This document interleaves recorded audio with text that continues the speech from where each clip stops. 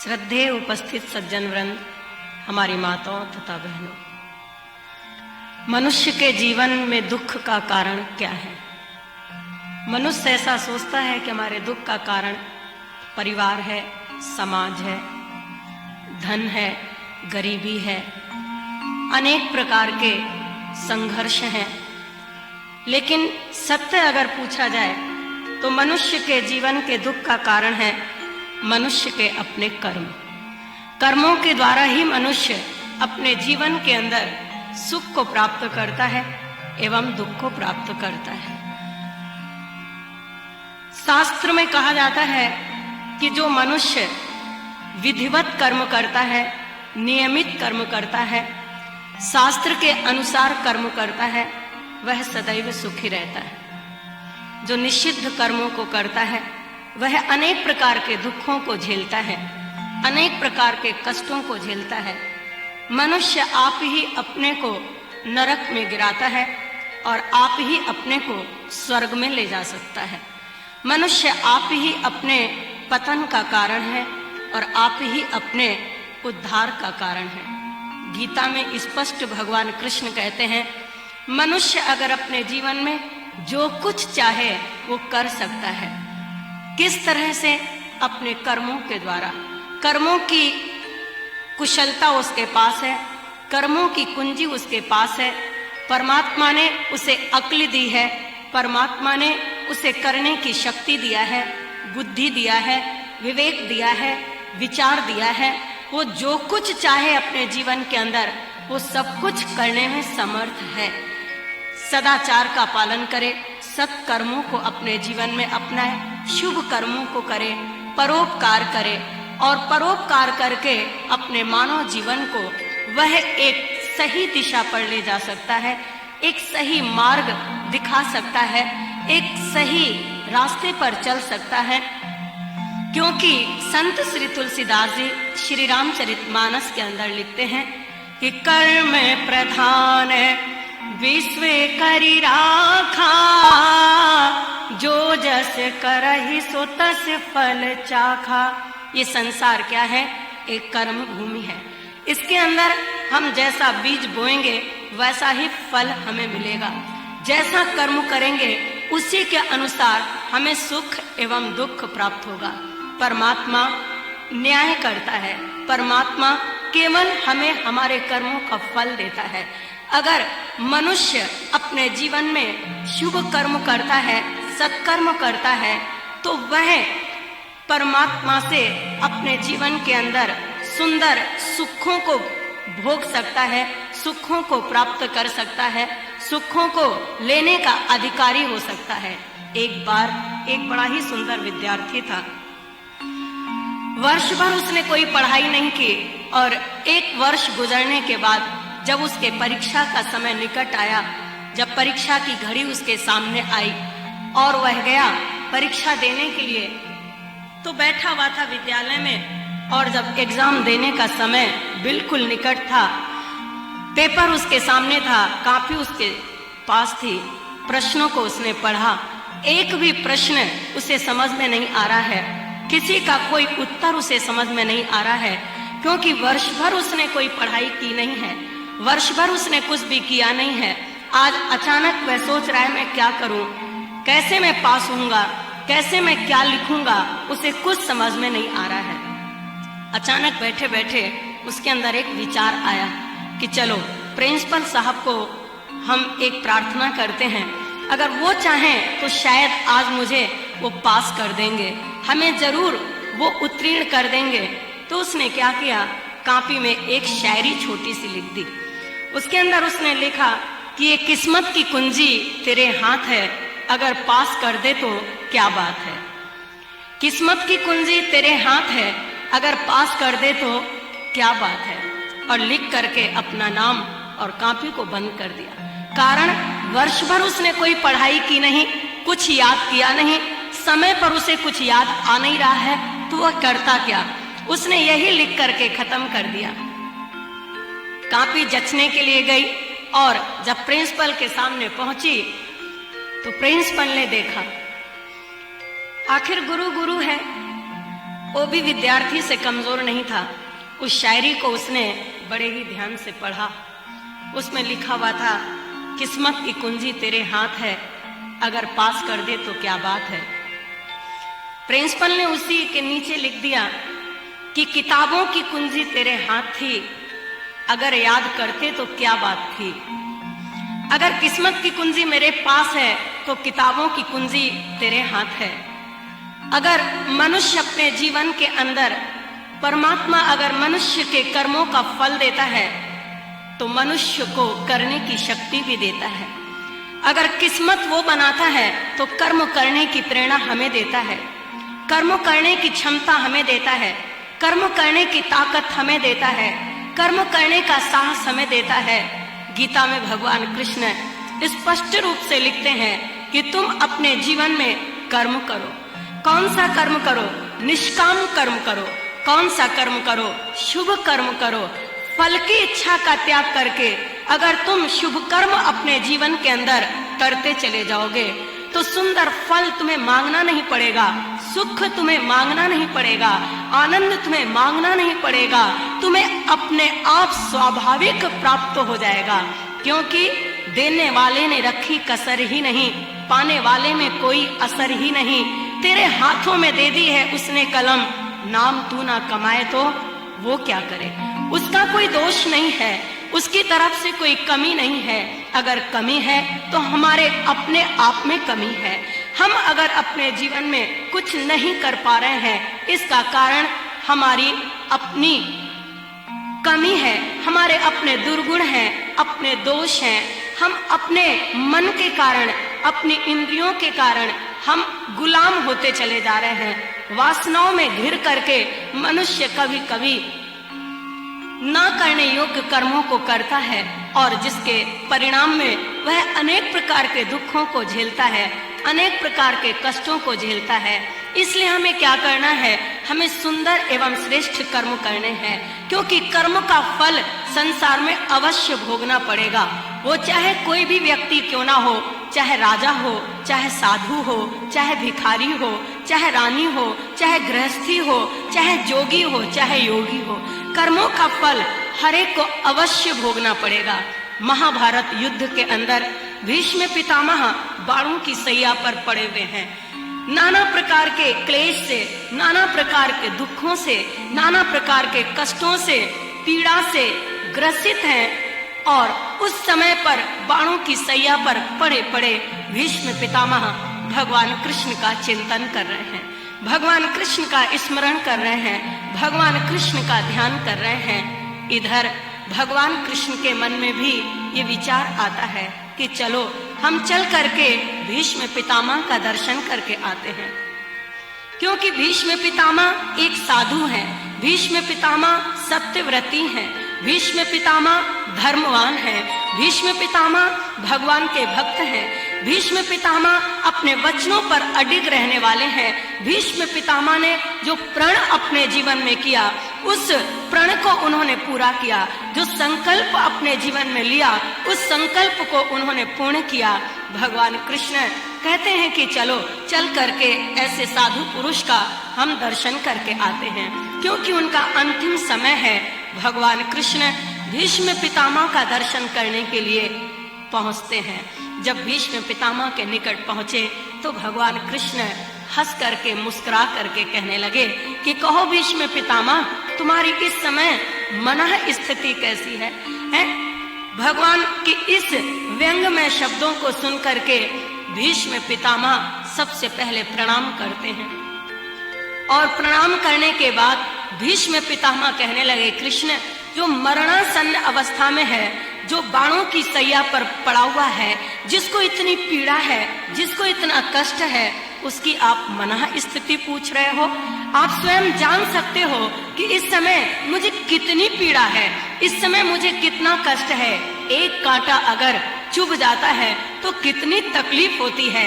भीष्म पितामह पूरे रोम रोम के अंदर उनके बाणों से सारा शरीर बिंधा हुआ है, बाणों से सारा शरीर पीड़ित है। क्या इस समय मेरी मनः स्थिति हो सकती है? भगवान कृष्ण फिर हंसे और कहने लगे, पितामह, मैं जानना चाहता हूँ कि इस समय तुम अपने पूर्ण ज्ञान में स्थित हो कि नहीं, क्योंकि मृत्यु के समय मनुष्य ज्ञान में नहीं रह पाता है। इतनी भयंकर उसे पीड़ा होती है, हजारों बिच्छू इतने डंक उसको मारते हैं कि वह उस समय कुछ भी परमात्मा को याद नहीं कर पाता है।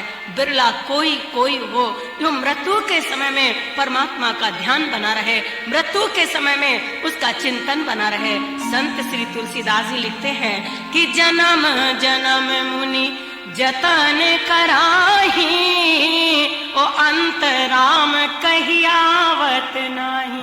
जन्म जन्मांतर यत्न करते हैं, लेकिन आवश्यक नहीं है कि अंतिम समय में राम राम याद आ जाए, अंतिम समय में परमात्मा का ध्यान आ जाए, परमात्मा का स्मरण आ जाए। इसलिए गोपियों ने मांगा, भक्तों ने मांगा, संतों ने मांगा। क्या मांगा? सुखावसाने त्विदमेव सारम, दुखावसाने त्विदमेव गेयम, देहावसाने त्विदमेव जाप्यम, गोविंद दामोदर माधवेति। मेरे ऊपर ऐसी कृपा करो, मेरे ऊपर ऐसी अनुग्रह करो कि सुख के समय में आपकी याद बनी रहे, दुख के समय में आपका ज्ञान बना रहे और मृत्यु के समय में आपका ध्यान बना रहे। क्योंकि मनुष्य के जीवन में जब सुख आता है तो वो परमात्मा को भूल जाता है। सुख में सुमिरन सब करे, दुख में सुमिरन सब करे, सुख में करे ना कोई, और एक बार सुख में करे तो दुख काहे को होए। इसलिए कहा कि ऐसी कृपा मेरे ऊपर करो कि सुखावसाने त्विदमेव सारम, सुख में आपकी याद बना रहे और दुख में आपका ज्ञान बना रहे और मृत्यु के समय आपका ध्यान बना रहे। ऐसी अनुग्रह मेरे ऊपर करो, ऐसी कृपा हमारे ऊपर करो। भीष्म पितामह से आज भगवान कृष्ण कहते हैं कि बताओ तुम कहाँ पर हो, तुम्हें इसमें पूर्ण ज्ञान है कि नहीं, तुम्हें पूरा होश है कि नहीं, तुम अपने पूरे पूरे बोध के अंदर हो कि नहीं, तुम पूरे पूरे अपने परमात्मा में निष्ठा तुम्हारी बनी है कि नहीं। भीष्म पितामह कहने लगे, कृष्ण मैं सत्य कह रहा हूँ, इस समय मेरा मन बहुत विचलित है, इस समय मेरा मन बहुत व्याकुल है, इस समय मेरा मन बहुत ही किसी प्रश्न के अंदर उलझा हुआ है। भगवान कृष्ण कहने लगे, पितामह इस समय तुम्हारे मन के अंदर कौन सा प्रश्न है? बोले बार बार मेरे अंदर एक प्रश्न आ रहा है कि मैंने अपने जीवन के अंदर ऐसी कौन सी भूल की है जिस भूल के परिणाम के कारण मुझे यह 6 महीना बाणों की सैया मिली है। अगर चाहते तो उत्तरायण में अपने शरीर को हम त्याग देते हैं, दक्षिणायन में मैं धराशाही क्यों हुआ? ये मुझे मालूम है कि मुझे वरदान है कि जब मैं चाहूंगा तब मेरी मृत्यु होगी, लेकिन मैं उत्तरायण में जाना चाहता हूँ, मैं दक्षिणायन में नहीं जाना चाहता हूँ। इसलिए मैं अपने शरीर को रोक करके रखे हुए हूँ। आप मुझे बताएं कि मैंने ऐसी कौन सी भूल की है, मेरे द्वारा ऐसा कौन सा अपराध हुआ है, मैंने ऐसा कौन सा पाप किया है जिसके कारण मुझे इतनी पीड़ा सहनी पड़ रही है, जिसके कारण मुझे इतने कष्ट उठाने पड़ रहे हैं। भगवान कृष्ण कहने लगे, अरे भीष्म पितामह तुमसे केवल एक ही भूल हुई है। भीष्म पितामह चौंक उठे, मुझसे और भूल? मैंने तो अपने जीवन में जो क्षण व्यतीत किए हैं, जो भी पल मैंने गुजारे हैं, मैंने अपने जीवन के अंदर भरसक यह प्रयत्न किया है कि मेरे द्वारा कोई भी अधर्म ना हो, मेरे द्वारा कोई अन्याय ना हो, मेरे द्वारा कोई भी अनीति ना हो, मेरे द्वारा कोई भी गलत कर्म ना हो। मुझे याद नहीं आ रहा है कृष्ण कि मैंने ऐसा कौन सा अपराध किया है। भगवान कृष्ण कहने लगे कि पितामह आप भूल गए, लेकिन मुझे याद है। जीव जिस समय कोई भूल करता है, कोई गलत कर्म करता है, उस समय वह यह नहीं विचार करता है कि मुझे इसका परिणाम भी अवश्य भुगतना पड़ेगा, मुझे इन कर्मों की सजा भी अवश्य झेलनी पड़ेगी। वह मनमाना आचरण करता चला जाता है और सोचता है जो होगा वह देखा जाएगा, लेकिन करने के समय वह मनमाना आचरण करता है, भोगने के समय वह हाय हाय करता है, भोगने के समय वह परमात्मा के ऊपर अनेक प्रकार के दोषारोपण करता है कि हे प्रभु, मुझे ये किसके कारण दुख दे रहा है, मुझे किसके कारण ये कष्ट दे रहा है, मुझे किसके कारण इतनी यातनाएं दे रहा है, किसके कारण मैं अपने जीवन में इतना अशांत हूँ, बेचैन हूँ, परेशान हूँ, किसके कारण मैं अपनी जीवन के अंदर इतना दुखी हूँ। क्योंकि जिस समय वह करता है उस समय बेहोश है, जिस समय वह भोगता है उस समय वह विचलित हो जाता है, उद्विग्न हो जाता है, परेशान हो जाता है। भगवान कृष्ण कहने लगे, पितामह तुम याद करो कि तुम्हारे द्वारा कौन सा अपराध हुआ है, तुमने ऐसी कौन सी भूल की है। कितनी सुंदर बात है, हम दुख में दुखी अवश्य होते हैं, लेकिन हम अपने दुख पर विचार नहीं करते हैं कि मुझे आखिर जो दुख प्राप्त हो रहा है यह किसके कारण हो रहा है, इसके पीछे कारण कौन है, इसके पीछे कौन सी ऐसी चीज है जो हमें इतना दुखी कर रही है। भगवान कृष्ण कहते हैं, पितामह तुम अच्छी तरह से विचार करो। बार बार सोचते हैं पितामह, लेकिन उन्हें कोई ऐसा दोष नजर नहीं आ रहा, कोई ऐसी भूल नजर नहीं आ रही। भगवान कृष्ण कहने लगे, पितामह मुझे याद है, मैं तुम्हें बताता हूँ, चलो उस भरी सभा के अंदर जहाँ पर दुशासन द्रौपदी की साड़ी खींच रहा था। भरी सभा के अंदर द्रौपदी एक अबला, एक असहाय होकर के उस समय पुकार रही थी, और हम भरी सभा के अंदर वह हम सबसे एक न्याय मांग रही थी। तुम्हें याद नहीं है, उस समय पर उस सभा के अंदर बड़े बड़े लोग बैठे हुए थे, गुरुजन बैठे थे, ताऊजन बैठे थे, सारा समाज बैठा था, सारा परिवार बैठा था। भरी सभा के अंदर द्रौपदी बार बार कह रही थी, मुझे न्याय चाहिए। कौन सा न्याय चाहिए? मैं ये जानना चाहती हूँ कि मैं हारी हुई हूँ या नहीं हूँ। बार बार उससे पूछा जा रहा था। इसमें क्या विशेष बात है? क्योंकि युधिष्ठिर द्रौपदी को जुए पर हार चुके हैं, द्रौपदी को जुए पर हार चुके हैं, उनको दांव पर लगा चुके हैं। फिर इस प्रश्न करने का अर्थ क्या है? नहीं, द्रौपदी को दांव पर लगाया जरूर है, युधिष्ठिर हारे जरूर हैं, लेकिन सबसे पहले उन्होंने अपना राजकोष दांव पर लगाया, फिर अपना राज्य दांव पर लगाया, फिर अपने भाइयों को दांव पर लगाया, फिर स्वयं अपने आप को दांव पर लगाया, और हर दांव हारते चले गए युधिष्ठिर। अंततः जब उनके पास कुछ भी नहीं बचा तो शकुनी ने कहा, एक दांव और खेलो। बोले, अब तो मेरे पास कुछ भी नहीं है। बोले, द्रौपदी तो है, क्योंकि स्त्री भी एक धन है, इसलिए कहा जाता है कि धन को हमेशा छुपा करके रखो, स्त्री को भी छुपा करके रखो। कभी भी अपनी सीमा, अपनी लज्जा, अपनी मर्यादा को तोड़ने की आवश्यकता नहीं है। जो अपनी लज्जा, अपनी सील, अपनी मर्यादा को तोड़ देता है, कहीं ना कहीं वह अपने जीवन में उसके द्वारा अन्याय हो जाता है। आज स्त्री एक धन है। युधिष्ठिर ने कहा, ठीक है, क्योंकि उनकी मति मारी गई थी। कहा नहीं कि जो खेले सट्टा उसके जीवन में लगे बट्टा है। सट्टा एक बहुत बुरी चीज है, जुआ एक बहुत बुरी चीज है। बुरे कर्मों से सदैव बचना चाहिए। अंततः युधिष्ठिर ने द्रौपदी को दांव पर लगाया और द्रौपदी को भरी सभा में हार गए युधिष्ठिर, और आदेश हुआ कि द्रौपदी को यहाँ पर लाया जाए। दुशासन बाल घसीटता हुआ और भरी सभा में लेकर के आया।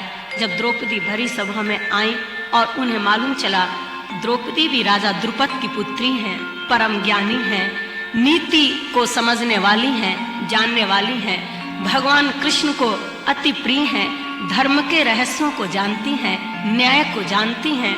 उस समय द्रौपदी ने कहा, मैं हर दुख झेलने के लिए तैयार हूँ, हर सजा स्वीकार करने के लिए तैयार हूँ, लेकिन मुझे ये मालूम हो कि मैं हारी हुई हूँ या नहीं हूँ। अगर मैं हारी हुई हूँ तो मुझे कोई दिक्कत नहीं है, जो भी मेरे साथ किया जाएगा मैं उसे स्वीकार कर लूंगी।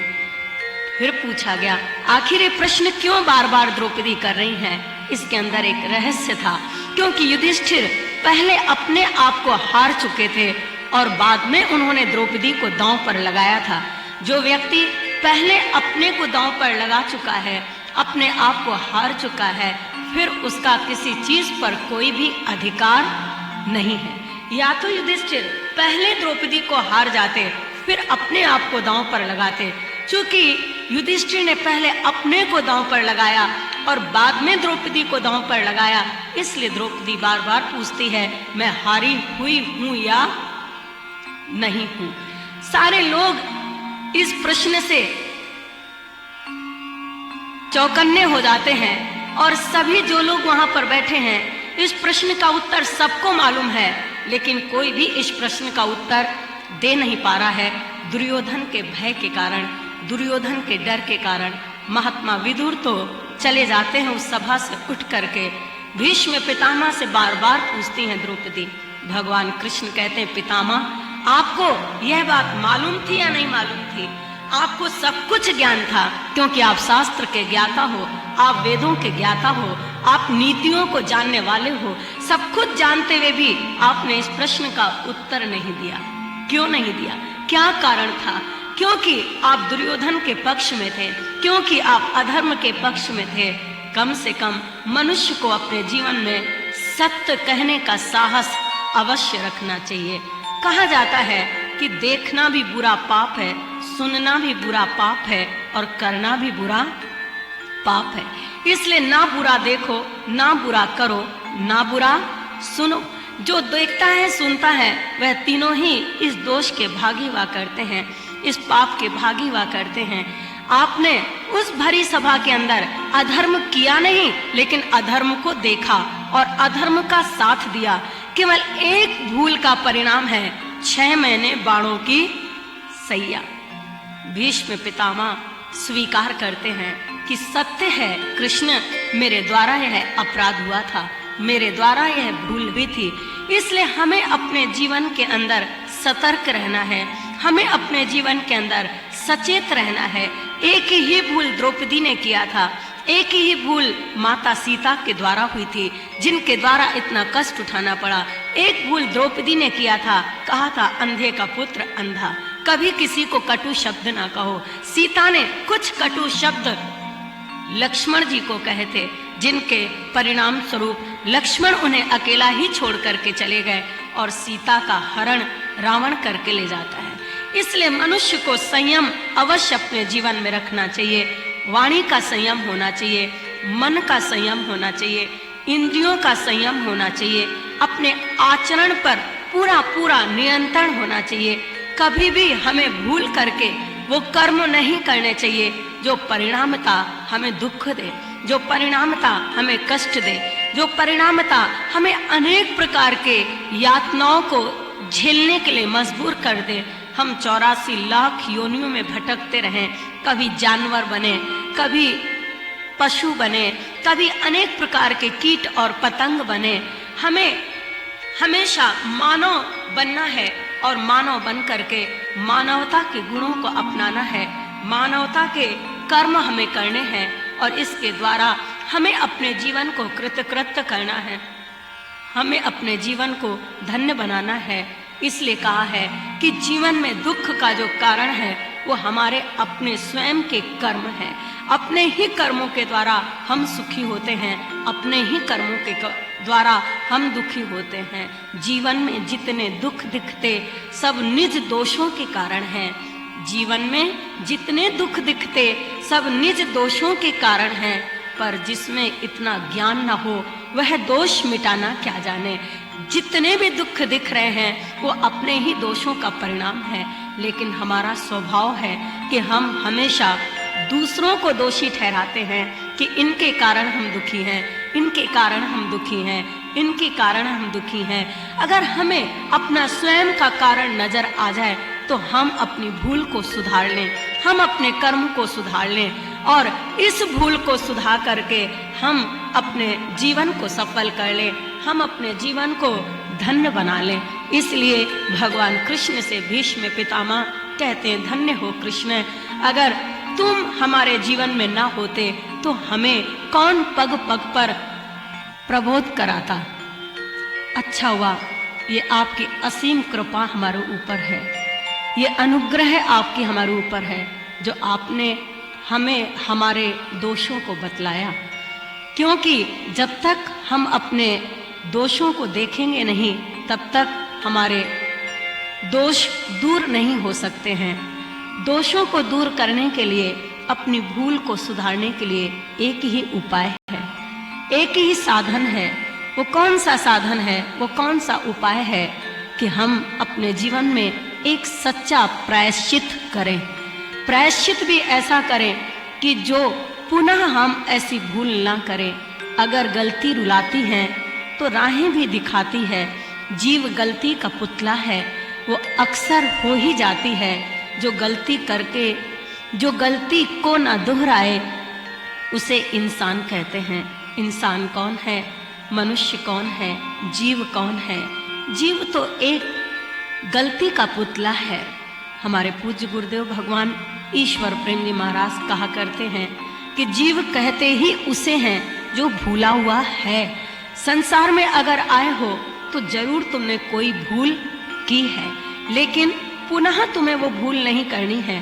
पुनः तुम्हें उस भूल को सुधार लेना है और अपने जीवन को और आगे ले जाना है।